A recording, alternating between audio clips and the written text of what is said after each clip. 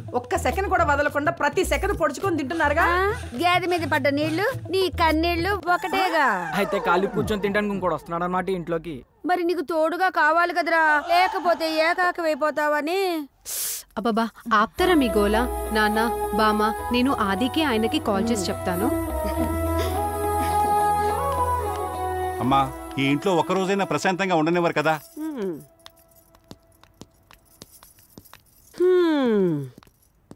అంజలి హాస్పిటల్కి వెళ్దాం, త్వరగా రెడీ అవ్వు.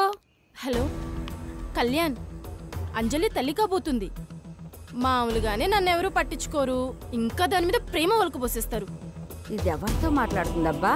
ఇప్పటి వరకు మా ముసలిది ఉద్యోగం పేరుతో వాళ్ళని ఇంట్లో పెట్టుకుంది. ఇక పిల్లలు పుడితే ఇంట్లో నుంచి అస్సలు పంపించరు.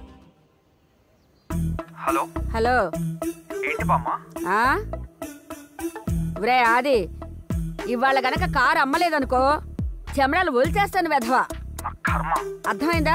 సరే బామ్మ. పెట్టే ఫోను.